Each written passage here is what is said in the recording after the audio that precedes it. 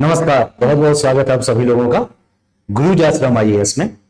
और आज जैसा कि आप लोग देख रहे हैं कि हम एक इंपॉर्टेंट टॉपिक पढ़ेंगे कि जो कर्नाटका में होयसल मंदिर है, आप लोगों ने प्राचीन भारत के इतिहास में या कला और संस्कृति में होयसल मंदिरों के बारे में पढ़ा होगा। तो कर्नाटका के हलेबीड, बेलूर और सोमनाथपुर के जो होयसल मंदिर है, इन होयसल मंदिरों को अभी यूनेस्को की वर्ल्ड हेरिटेज साइट में शामिल किया गया है। और इसके शामिल होते ही 42वां विश्व धरोहर स्थल होयसल मंदिर भारत के हो गए हैं। इससे कुछ दिन पहले भी हम लोगों ने पढ़ा था कि 41वां अभी लेटेस्ट कुछ दिनों पहले ही शांति निकेतन, रविन्द्रनाथ टैगोर वाला जो शांति निकेतन है पश्चिम बंगाल के बीरभूम जिले में, उसे शामिल किया गया था। उसके बाद अभी लेटेस्ट होयसल है, जिसके बारे में थोड़ा सा जानते हैं। आपके आर्ट एंड कल्चर के पॉइंट ऑफ व्यू से, कला व संस्कृति के पॉइंट ऑफ व्यू से यूपीएससी फिल्म्स के लिए इंपॉर्टेंट है।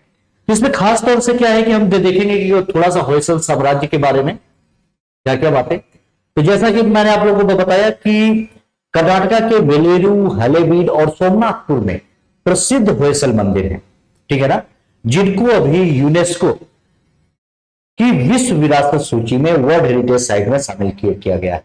और यह शामिल होते ही 42वां वर्ल्ड हेरिटेज साइट, मतलब भारत का 42वां स्थल है जो यूनेस्को की वर्ल्ड हेरिटेज साइट में शामिल हो गया है।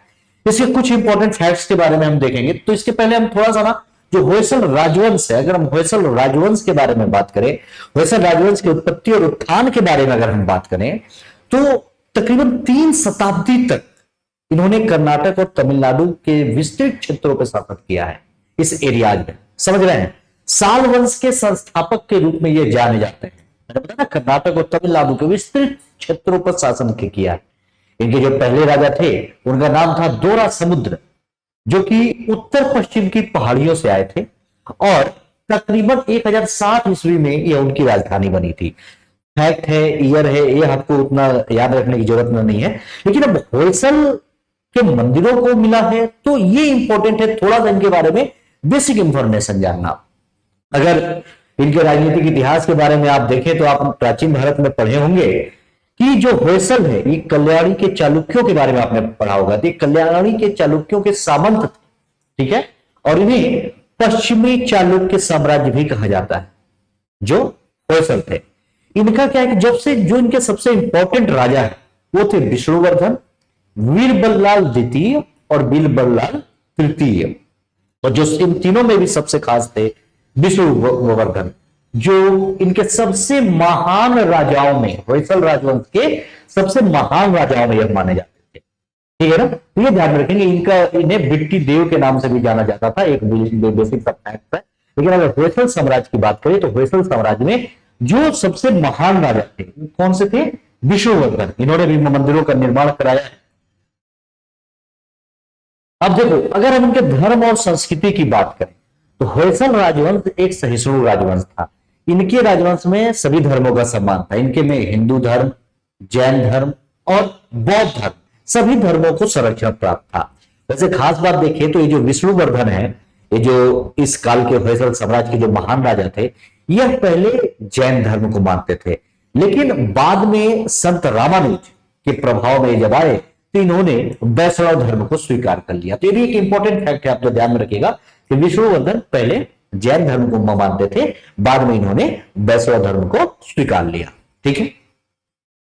और अगर देखो तो ये जो होयसल मंदिर है ये कब बनाए गए? तो 12वीं और 13वीं शताब्दी के दौरान बनाए गए हैं, ठीक है ना। तो ये भी एक फैक्ट है कि 12वीं और 13वीं शताब्दी के दौरान, और इनकी अद्वितीय वास्तुकला और कलात्मक प्रतिभाओं को दर्शाता है।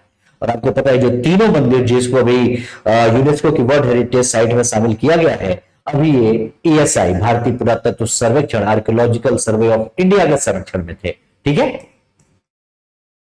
अब इसके बाद अगर हम बात करें थोड़ा सा होयसल वास्तुकला की, अगर हम बात करें तो इनके जो मंदिर होते थे ना, इनके मंदिर के 3 महत्वपूर्ण तत्व होते थे। जैसे मंदिर में तो बहुत सारे महत्वपूर्ण तत्व तो होते ही हैं, लेकिन इनकी 3 खासियत थी। पहला मंडपम, जो इनका मंडप होता है, मंडप मंदिर का प्रवेश द्वार कहलाता है। इनकी ये बहुत ही बेहतरीन खासियत थी। आप कहें, आप विमान कह सकते हैं, विमान को शिखर भी कहा जाता है। और शिखर आपको पता है कि जो मंदिर की सबसे ऊंची चोटी होती है, ऊंची चोटी वो शिखर कहलाती है। अगर आप मंदिर पे जो देखते हुए जो सबसे टॉप पे ये इस तरीके का बना होता है ना, ये और शिखर पे ही ये ध्वज लहरा रहा होता है, तो ये शिखर होता है, ये इनकी खासियत है होयसल में।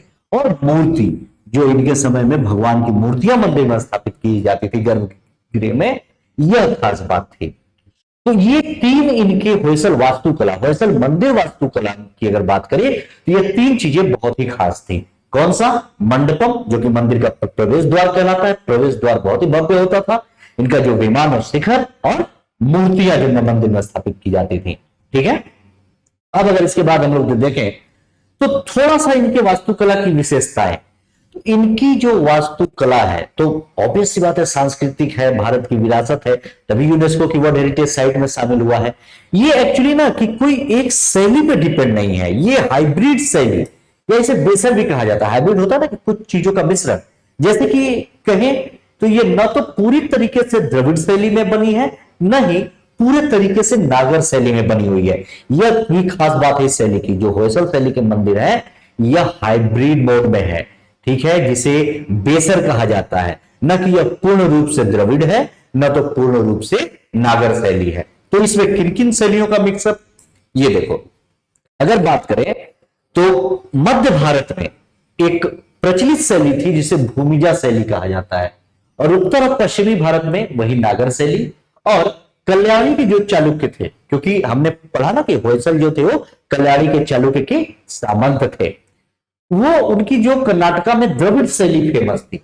इन तीनों शैलियों को, भूमिजा शैली, नागर शैली और द्रविड़ शैली, इन तीनों शैलियों को मिलाकर के होयसलवा वास्तुकला का निर्माण हुआ है। यानी कि इनके जो वास्तुकला है, इनका जो आर्किटेक्चर, इनका जो मंदिर स्थापत्य है, इनमें आप इन तीनों शैलियों का मिश्रण देख सकते हैं। ठीक है, इनके बहुत सारे मंदिर हैं जिनमें एक ही केंद्रीय स्तंभ है, केंद्र में एक स्तंभ होता है और उसके चारों ओर बहुत ही जटिल डिजाइन है, क्योंकि तीनों शैलियों का मिश्रण है ना। अभी हम लोग को कुछ मंदिरों को भी देखेंगे इसमें, तो बहुत ही जटिल, बहुत ही कठिन डिजाइन है इनके मंदिरों की, जो कि तारे के आकार को भी डिजाइन जो बनाया गया तारे के आकार में, बहुत ही कठिन तारे का आकार।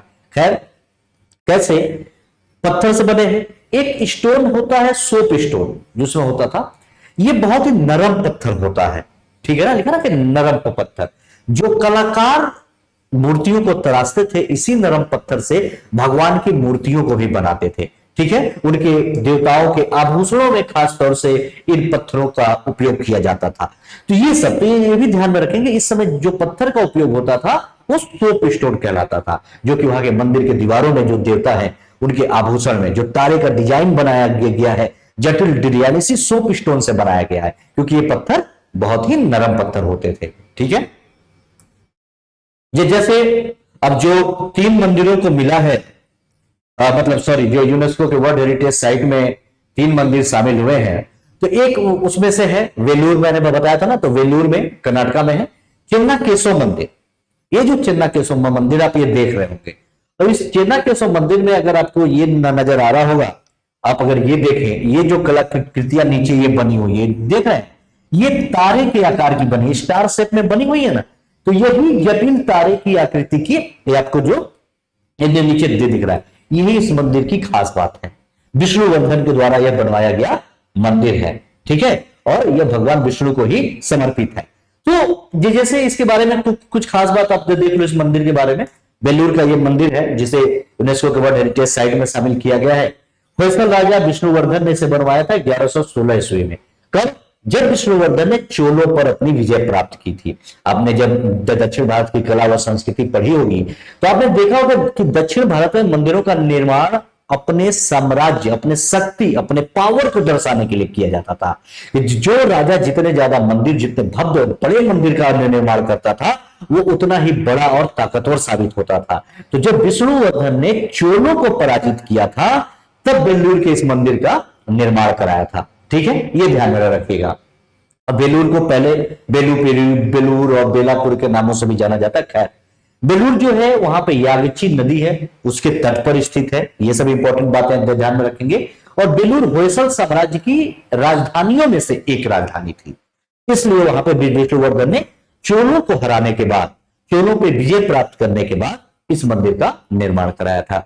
यह एक तारे का आकार का मंदिर है। जैसा कि अभी हमने यहाँ पे इमेज में देखा, अब देख रही है नीचे किस तरीके से कितनी जटिल कितनी कठिन डिजाइन है जो तारे के आकार में बनी हुई है। तो ये वही तारे के आकार का मंदिर है, ठीक है ना। और यह किसको समर्पित है तो ये भी ध्यान में रखेंगे, यह भगवान विष्णु को समर्पित है और बेल्लूर में मंदिर परिसर का यह मुख्य मंदिर है। तो यह भगवान विष्णु को समर्पित यह मंदिर है जो बेल्लूर का यह मंदिर है, इंपॉर्टेंट। दूसरा जो मंदिर है जिसको वर्ल्ड हेरिटेज साइट में शामिल किया गया वो है आपका हलेबीड में। हलेबीड में कर्नाटका में है। तो यहाँ का मंदिर है होयसलेश्वर मंदिर। आप इस मंदिर में देख रहे होंगे ये मंदिर दो भागों में बटा हुआ है, एक भाग ये इधर है और एक भाग ये इधर है। ये दो भागों में बटा हुआ है लेकिन जुड़ा एक ही में है, अलग नहीं है। देखिए आप यहाँ पे बीच में देखिए जुड़ा हुआ है। यह इस मंदिर की खास बात है। यह जो मंदिर है यह मंदिर भगवान शिव को समर्पित है, ठीक है, भगवान शिव को समर्पित है। इसके अलावा इस मंदिर के परिसर में जैन बसदी भी है। जैन बसदी समझते ना, जैन मंदिरों को जैन बसदी भी कहा जाता है।